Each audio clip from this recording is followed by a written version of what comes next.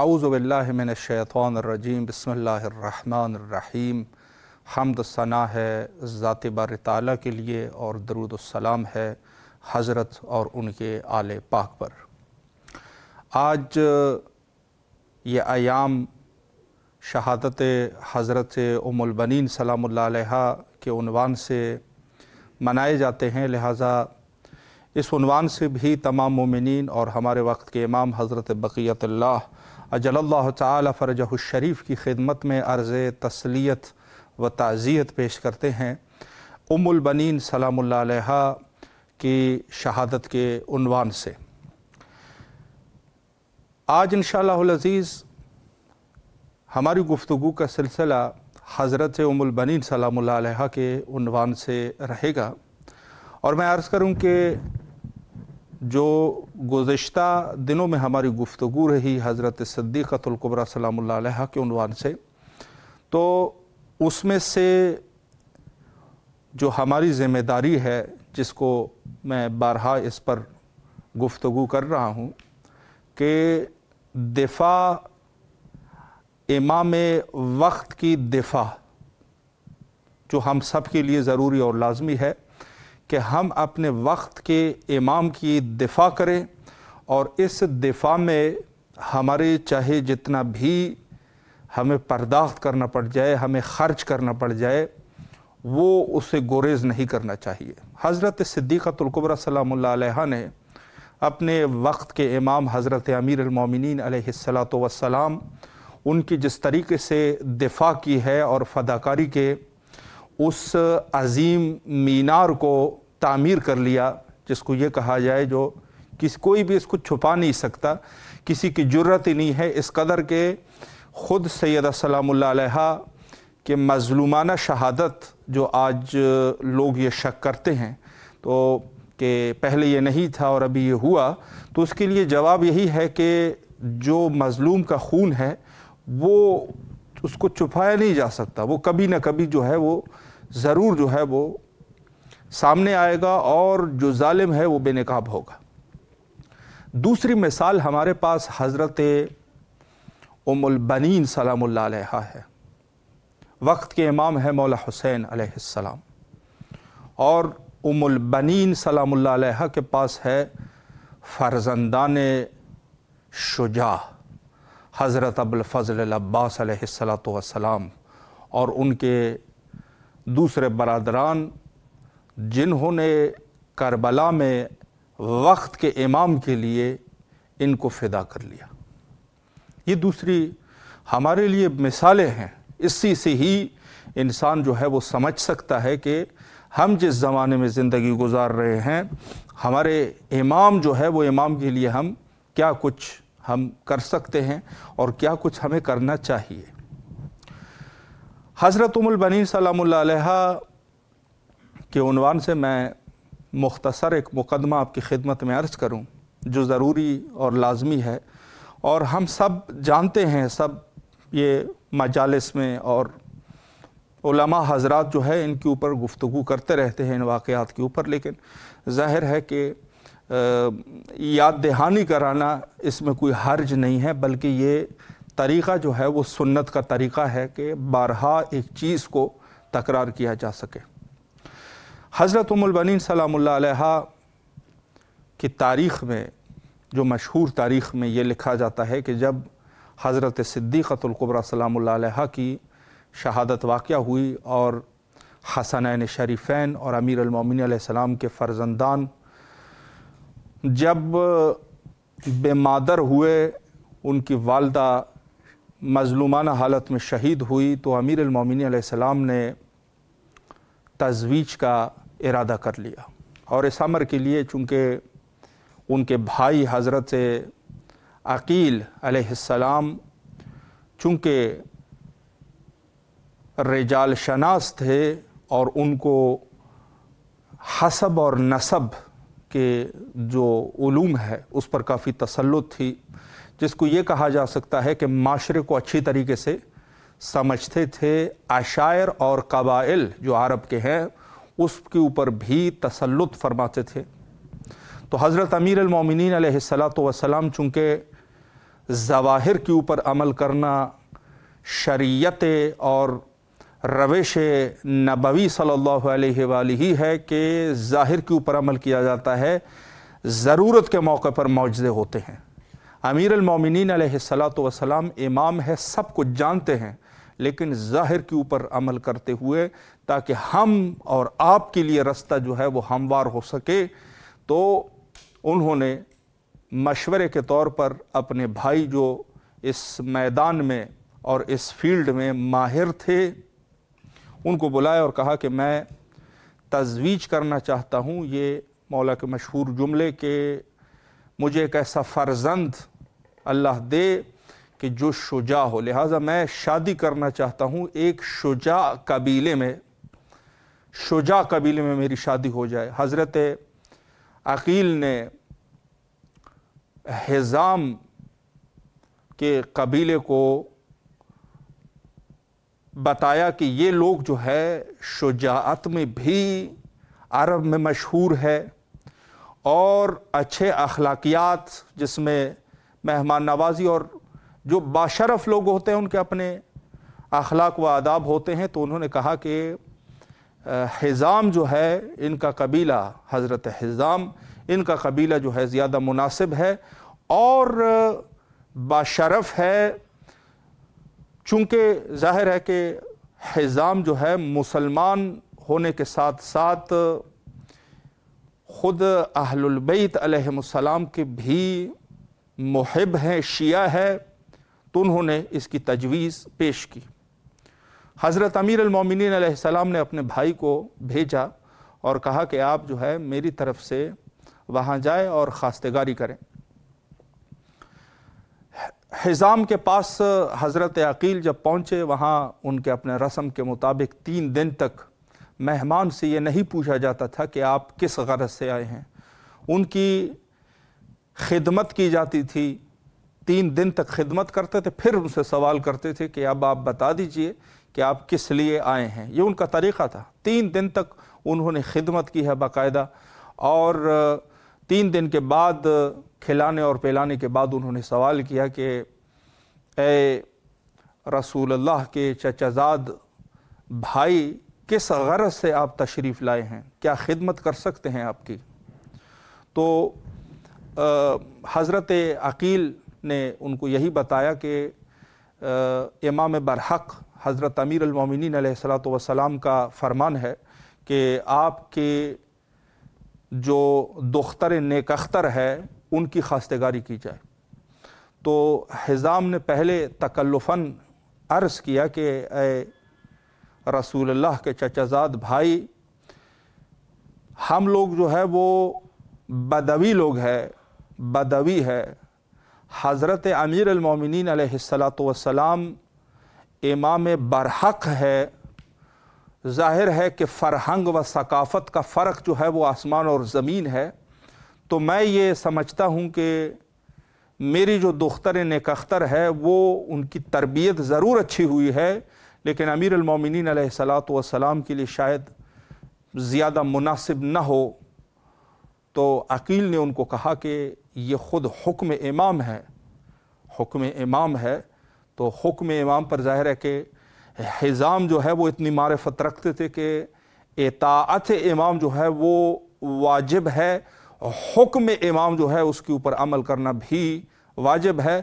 تو انہوں نے شریعت مصطفی صلی اللہ علیہ وآلہ کے مطابق اپنی بیٹی حضرت ام البنین سلام اللہ علیہا، جن کا اصل نام فاطمہ تھا، ان کے پاس گئے اور انہوں نے کہا کہ اس طریقے سے حضرت امیر المومنین علیہ السلام کا رشتہ اور حضرت کی خواستگاری انہوں نے کی ہے، تو آپ کیا اس پر راضی ہیں یا نہیں ہیں؟ تو اس سے پہلے کہ وہ ہاں اور نہ کہتی، تو فرمایا کہ میں نے رات کو ایک رؤیا دیکھا، ایک خواب دیکھا، جس میں نے دیکھا کہ ایک باغ ہے اور اللہ کے سارے نعمات اس باغ میں موجود ہے، درخت موجود ہے، پھل موجود ہے، سبزیجات موجود ہے، سارے کے سارے نعمات اس باغ میں موجود ہے۔ تو میں جو ہے ہر چیز کی طرف میری توجہ ہے اور میں دیکھ رہی ہوں کہ کس طریقے سے اللہ کے نعمات ہیں، تو اسی اثنا میں اچانک میں نے آسمان کی طرف نگاہ کی، وہاں سے ایک چاند جو ہے وہ آیا اور میرے پاس آیا ایک چاند، اور چاند آنے کے بعد 14 ستارے میرے پاس آئے اور آ کر میرے پاس آئے۔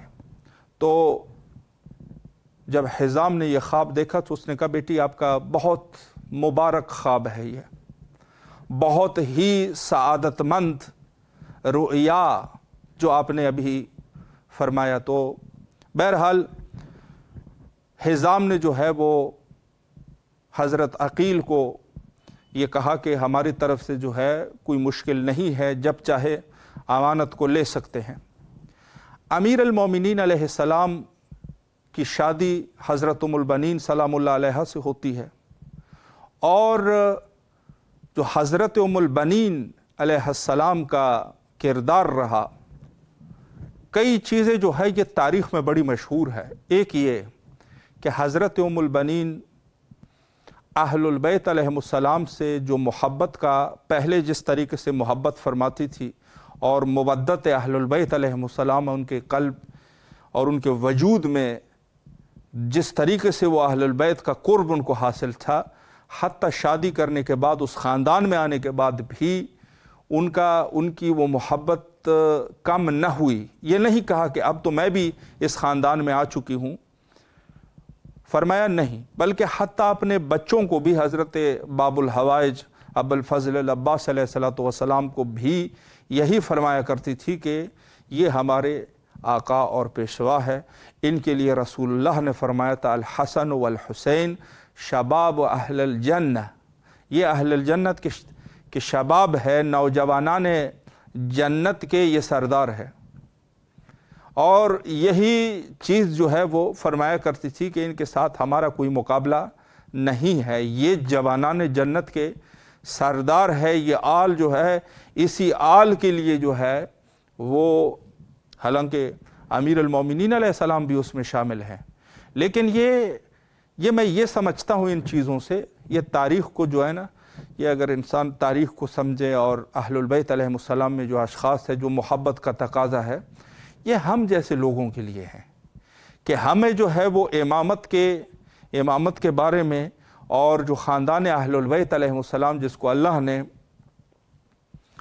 نے اس خاندان کو بشریت کے ہدایت کے لیے رکھا اور ان کی مودت کو لوگوں کے اوپر فرض قرار دی، ان کی ولایت کو خلق کے اوپر واجب قرار دی، تو کم از کم یہ ہے کہ ہمیں اندازہ ہو جائے کہ کیا قدر و قیمت ہے اور کیا عزت و احترام ہے اس خاندان کا۔ ام البنین سلام اللہ علیہ نے یہی کیا، حتیٰ بارہا یہ فرمایا کرتی تھی کہ اس خاندان کے ساتھ کسی طریقے سے بھی برابری نہ کی جائے، ان کی مودت جو ہے وہ فرض ہے، رسول اللہ نے ان کی مودت کو فرض قرار دیا ہے ہم سب کے اوپر۔ تو یہ ایک تعلیمات کا اندازہ۔ اور جہاں تک حضرت ام البنین سلام اللہ علیہ کے فرزند ہے حضرت باب الحوائج حضرت ابو الفضل العباس علیہ الصلوۃ والسلام، تو ان کا تذکرہ بھی ضروری اور لازمی ہے کہ یہ کیا جائے۔ جس طریقے سے جس مان کے ساتھ بھیجا گیا تھا اور جس مان کے ساتھ گئے ہیں کربلا حضرت باب الحوائج، اسی طریقے سے ہی انہوں نے اپنے وقت کے امام حضرت امام حسین علیہ الصلوۃ والسلام حتیٰ مدینہ سے لے کر کربلا تک اور حتیٰ شہادت تک، یعنی یہ کردار جو ہے ہمیں اندازہ ہونا چاہیے۔ میں یہ نہیں کہتا امیر المومنین علیہ السلام کے فرزند ہے، میں اور آپ کیا کہہ سکتے ہیں، ہم یہ کہیں کہ معرفت ہے۔ بعض لوگ جیسے کہہ دیتے ہیں نا کہ حضرت باب الحوائج کو ثانی حیدر کہتے ہیں، حضرت دوسرے امیر المومنین علیہ السلام۔ یہ میں ان چیزوں کو انسلٹ سمجھتا ہوں کہ بعض لوگ جو ہے وہ کردار کو ایسے وہ کرتے ہیں جیسے کہ وہ عام آدمی والی بات نہیں ہوتی۔ ان میں سے بعض کو عصمت کبریٰ دی گئی ہے اور بعض کو عصمت صغریٰ، عصمت ہے۔ ابو الفضل العباس علیہ الصلوۃ والسلام کے پاس عصمت ہے، تو یہ ان کو جو ہے یہ نہیں کہنا چاہیے کہ جیسے یہ عام لوگوں کی طرح یا ہم اپنی طرح وہ کریں. ہمارے لیے صرف اور صرف یہ نمونہ عمل ہے کہ ہم لوگوں نے کس طریقے سے یہ کردار جو ہے ہمیں آنا چاہیے. ابتدا سے لے کر کربلا تک حضرت باب الحوائج نے ہمیشہ سید شہداء علیہ الصلوۃ والسلام سے پہلے جہاں پر بھی خطرے کا احساس ہوا سب سے پہلے گئے ہیں.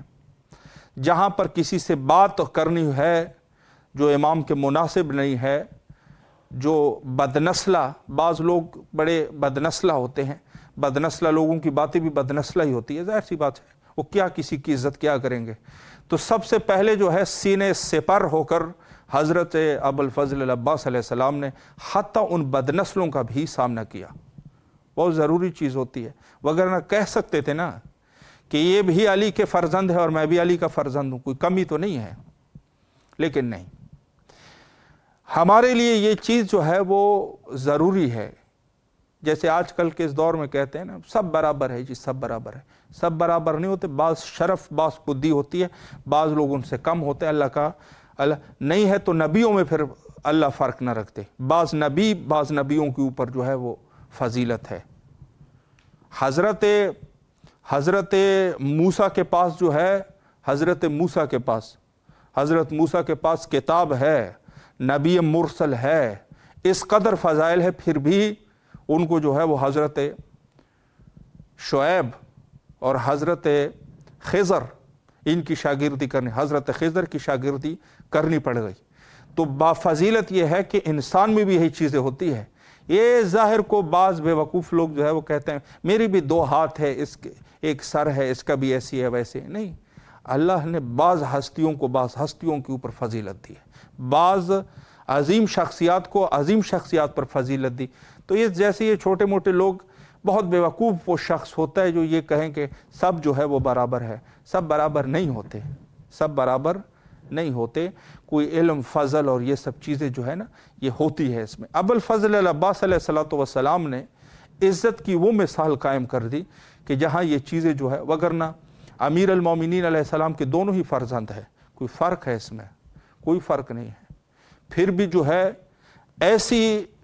ایسی مثال قائم کی ہے کہ جس کا کوئی بھی نعم البدل نہیں ہے. آپ غور فرماتے ہیں، میں یہاں پر ایک بات کروں، یہ اسی عنوان سے میرے ذہن میں آئی ہے.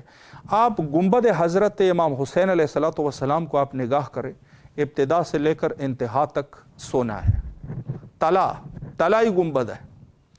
حضرت ابوالفضل العباس علیہ الصلوۃ والسلام کی گنبد کی طرف اگر آپ نگاہ رکھیں گے تو ان کا جو یہ آخری حصہ ہے نا، جو بنیاد ہے، یہ سونا نہیں ہے، سونا نہیں ہے. سوال پیدا یہ ہوتا ہے کہ کیا سونا ختم ہو گیا تھا کہ سید شہداء علیہ السلام کی گنبد کو مکمل سونے سے بنایا گیا اور حضرت باب الحوائج کے گنبد کو تھوڑا سا جو ہے، جو آخر میں ہے، اس کو جو ہے سونا نہیں دیا گیا؟ وجہ کیا ہے؟ وجہ کیا ہے؟ کہتے ہیں بہت بڑے ایک عالم نے یہ سوال کیا تو اور اس کے ذہن میں یہ بات نہیں آ رہی تھی کہ وجہ کیا ہے کہ سید شہداء کی گنبد جو ہے وہ پورا سونا ہے، حضرت باب الحوائج علیہ السلام کی گنبد کا حصہ جو ہے وہ اس میں سونا نہیں، سونا ختم ہو گیا تھا. کہتے ہیں خواب اس کو آیا اور دیکھا کہ ایک شخصیت ہے جس کے بازو جو ہے وہ قلم ہو چکے ہیں اور طویل القامہ ہے، تشریف لائے. اس شخص نے دیکھا، پتہ چلا یہ کوئی عام شخصیت نہیں ہے، گیا فوراً اور عرض ادب سے کھڑے ہو گئے. تو کہا کون ہیں آپ؟ تو نے کہا میں علی کا بیٹا حضرت ابوالفضل العباس علیہ السلام ہوں. جو تیرے ذہن میں جو چیز ہے نا اس کا جواب دینے کے لیے آ رہا ہوں، میں اس کے لیے میں آیا ہوں. اور وہ یہ ہے کہ آپ نے یہ کہا تھا کیا سونا ختم ہو گیا تھا؟ تو اس کا جواب یہ ہے کہ میں یہ ثابت کرنا چاہتا ہوں کہ بادشاہ اور غلام کے درمیان تھوڑا بہت فرق ہونا چاہیے. اللہ اکبر. یعنی جس طریقے سے عالیشان حرم سید شہداء علیہ السلام کا ہے، ویسی حضرت ابوالفضل العباس علیہ السلام کا بھی ویسے ہی عالیشان حرم ہے. بس فرق یہ ہے کہ ان کی گنبد جو ہے مکمل سونے سے ہے اور ان کی گنبد کا کچھ حصہ جو ہے وہ سونے سے نہیں ہے. تو ہو سکتا ہے کہ جس زمانے میں بن رہے تھے ابوالفضل العباس علیہ السلام نے یہ فرمایا ہو کہ میری گنبد کو مکمل سونے سے مزین نہ کیا جائے، تاکہ یہ فرق جو ہے وہ رہے، اور یہ فرق ہونا چاہیے کہ ہمارے سید السردار کیسے ہیں، اور اس میں سے تھوڑا سا فرق یہ ہو، چونکہ اگر دونوں گنبد جو ہے وہ سونے کے ہوں گے تو پھر غلام اور بادشاہ کے درمیان، آقا اور غلام کے درمیان فرق نہیں رہے گا۔ اللہ اکبر، قربان جاؤں میرے باب الحوائج حضرت ابوالفضل العباس علیہ السلام پر۔ آج بھی حوائج کا در ہے، جہاں کوئی جاتا ہے حوائج برآوردہ ہو جاتے ہیں، جاتا ہے حوائج برآوردہ ہو جاتے ہیں۔ باب المراد ہے، باب المراد ہے۔ کیا عظمت ہے ام البنین سلام اللہ علیہ کے اس فرزند کی، کیا کہنے ہیں، کیا کون ہے، یعنی ایک فیض کا دریا ہے، ایک فیض کا دریا ہے یہ ام البنین سلام اللہ علیہ کے فرزند ارجمند۔ کیا دبدبہ ہے، کیا شان ہے، کیا عظمت ہے۔ یہ ہے میرے مولا باب الحوائج۔ انہوں نے بتا دیا کہ عزت جو ہے یہ ان کی کس طریقے سے عزت ہونی چاہیے، اور جس نے ان کی عزت کی خود باعزت ہو جائے گا۔ یہ بھی ذہن میں رکھیں۔ بعض لوگوں نے بڑی بڑی باتیں کر دی آج کے اس دور میں، بہت کچھ کہہ دیتے ہیں، بہت کچھ کہہ دیتے ہیں، خاندان اہل البیت کے بارے میں بہت کچھ کہہ دیتے ہیں، لیکن ایک چیز ذہن میں رکھ لیجئے گا کہ جن لوگوں نے ان کی عزت کی، حضرت باب الحوائج علی کے فرزند ہے، علی کے فرزند ہے، سید شہداء علیہ السلام بھی علی کے فرزند ہے، لیکن اس کے باوجود بھی جو ہے وہ ایک فاصلہ رکھا، بس اسی کو احترام کہتے ہیں۔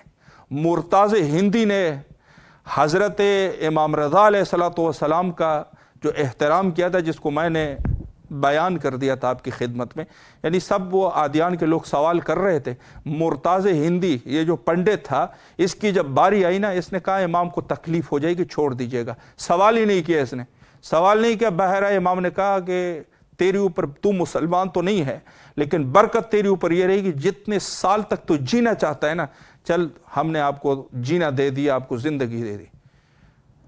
آقا میر فندروسی اپنی کتاب میں لکھتے ہیں کہ میری اس مرتاض ہندی سے ملاقات ہوئی تو میں نے پوچھا آپ کی کتنی ایج ہے؟ اس نے کہا 1200 سال۔ انہوں نے کہا کیسے؟ نے واقعہ بتا دیا۔